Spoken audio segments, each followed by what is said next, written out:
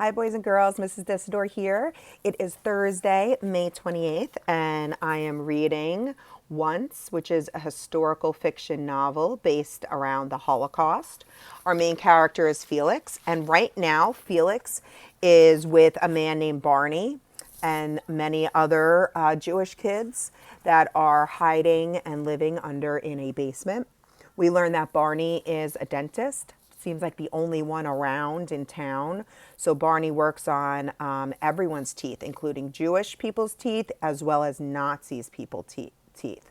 So we learned that because Felix went on a couple trips with him, and Felix told stories because they don't have much medicine going on. So let's move on to the next chapter. Let me just take a sneak peek as to how long this chapter is. We should be able to finish this chapter today. Once, a dentist stopped me from asking a Nazi officer about my parents, and I was really mad at him. Okay, that reminds me. Remember, right now, Barney the dentist is working on a Nazi soldier's tooth, and he's trying, Felix wants to ask about his parents. Remember, we thought, ooh, that probably isn't the best idea to ask a Nazi soldier where Jewish people are, because we know what's happening. All right, so that's what's going on. Barney is working on a Nazi soldier's mouth right now while Felix tells him a story. I still am, even after a sleep and a long sit on the bucket. I went to break this stupid toothbrush he made for me into tiny pieces. That's why I'm scrubbing my teeth so hard. The Nazi officer was smiling by the time I was halfway through the story. By the time I described how the two German soldiers turned the windmill into a giant water pump and built a lake for the African kids to go ice skating on, he was laughing. He made me carry on with the story even after Barney finished drilling. At the end, the Nazi officer asked me to write the story down so he could send it home to his kids. Of course, I said yes. I told him it would be in Polish and it would take me a couple of days. The Nazi officer didn't mind at all, just asked me to drop it off when it's finished. I don't think he's a friend of the other Nazi officer, the murderer. I think when he hears about what happens to Mom and Dad, he'll want to help them. So this Nazi officer must have really liked his story because he wants him to actually write it down. But before I could start telling him, Barney grabbed me and the bag of food, and we left. Too dangerous, Barney told me in the street, but he wouldn't say why. The toothbrush is unbreakable. It's only wood and bristles, but Barney must have some dentist secrets of making it really strong. Felix, says a muffled voice. I look down. Zelda has joined me at the teeth cleaning bowl. Her mouth is already foaming with Barney's toothpaste that he makes from chalk dust and soap. When you went out with Barney last night, she said, did you find our parents? I don't know what to say. Her eyes are shining hopefully above the foam, and suddenly I feel terrible. He hears me moaning about waiting 2 days to have a conversation with a Nazi officer, and poor Zelda still doesn't even know her parents are dead. Her face falls. You didn't find them? She says. I shake my head. We look at each other. I try and think up a story about how parents aren't really that important, but I can't because they are. I know a place we can see them from, says Zelda. I smile sadly. At least she's learning how to use her imagination. Up there, she says. I look up to where she's pointing. A needle of daylight, bigger than the others, is coming in through a crack where one of the walls meets the ceiling. Jacob says that from up there, he can see outside into the street, says Zelda. I sigh. Everyone's a storyteller these days. It's true, says a voice behind me.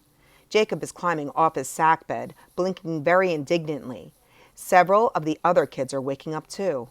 It's easy, says Jacob. You make a pile of beds and climb up. I did it last night.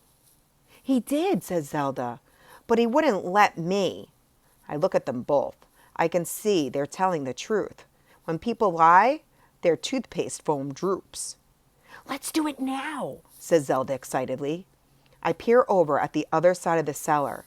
Barney is still in bed snoring. When he's been out at night, he usually sleeps pretty late.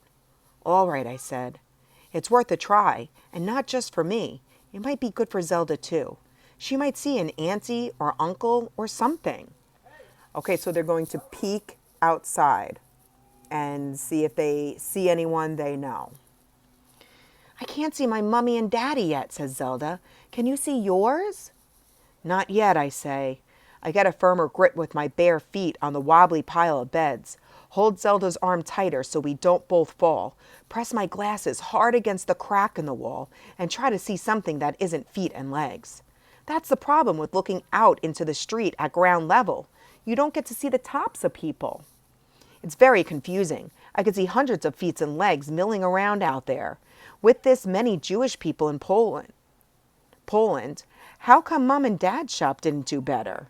With this many Jewish people in Poland, how come Mom and Dad's shop didn't do better? I can see my mummy's feet, yells Zelda. Over there, in her brown shoes. Shh, calls Chaya from down below. You'll wake Barney.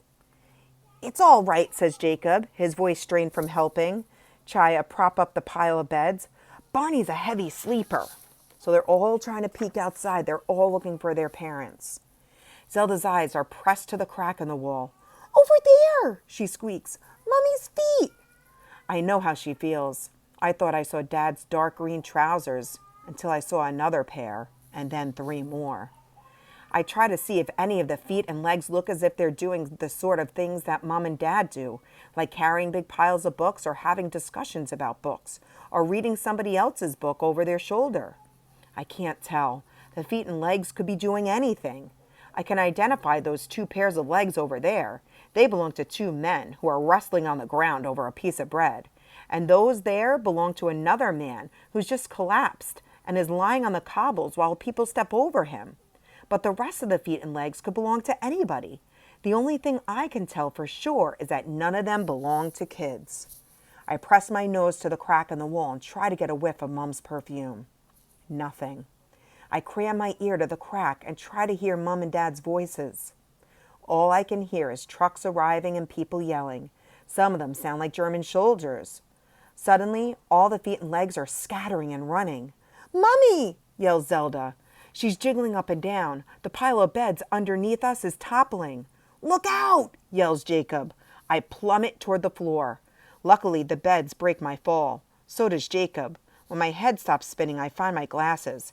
I help him out from under a sack and almost step back into Barney, who is standing there, hands on his hips, glaring at us.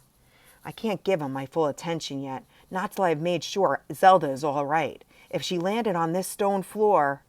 Phew, there she is, crawling around on her hands and knees. Where are my slippers? She's saying. I need to put on my slippers so I can go and see Mommy. I look at how desperately she's searching, and suddenly I know I have to tell her. I don't want to, and I don't know how to, but I have to. The poor kid can't go on like this. She needs to know the truth. You're sure they were both dead? Says Barney quietly as we watch the other kids put the beds back into position and Zelda put her slippers on. I nod. I tell him about the feathers I held under their noses. They'd been shot, I said. So had the chickens. I try not to think about the blood. Barney frowns. You're right, he said. Zelda does need to know. I wait, but he doesn't say anything else. Will you tell her, I say? Barney frowns some more. I think it's better if you do it, he says. You've been through a lot together and she trusts you. And you were there. That's what I've been dreading, he'd say. I don't know how to, I say quietly.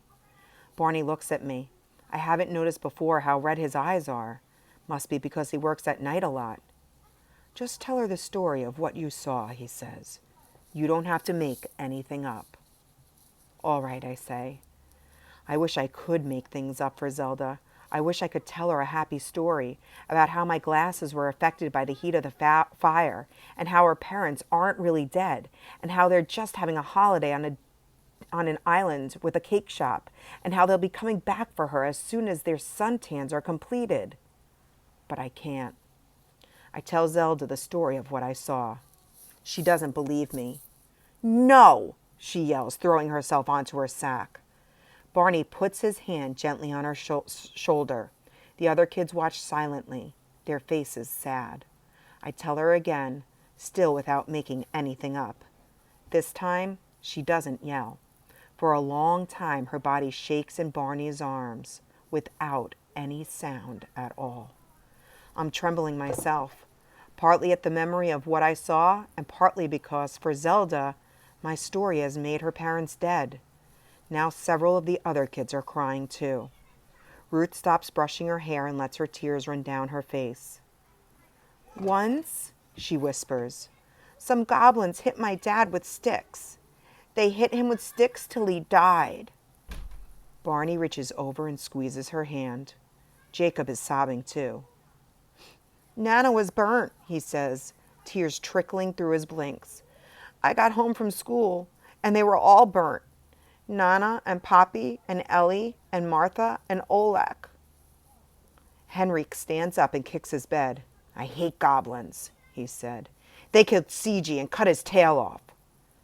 Chaya puts her good arm around him and holds him while he sobs. She lowers her gentle face and speaks quietly. Once, a princess lived in a castle. It was a small castle, but the princess loved it, and she loved her family who lived there with her. Then one day, the evil goblins came looking for information about their enemies. They thought the princess knew the information, but she didn't. To make her tell, the goblins gave the princess 3 wishes. Either they could hurt her, or they could hurt the old people, or they could hurt the babies. Chaya pauses, trembling, staring at the floor. I can see how hard it is for her to finish her story.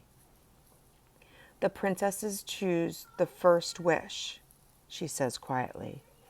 But because she didn't know any information, the goblins made all 3 wishes come true. We're all crying now. Moshe is still chewing his wood, but tears are running down his face too. A whole cellar and basement full of tears. I take Chaya's hand for a while. Then I go over and Barney lets me hug Zelda. I can feel the sadness shaking her whole body. All around me, poor kids are crying for their dead families. My tears are different. I feel so lucky because somewhere out there I know my mom and dad are still alive. Okay, but are they? Are his parents still alive? We don't know. He doesn't know. But the rest of the kids just told heartbreaking stories of how their parents and families have all been killed because of the goblins. Who are the goblins? The Nazis. All right. We will continue our book tomorrow. I hope you enjoy the rest of your afternoon.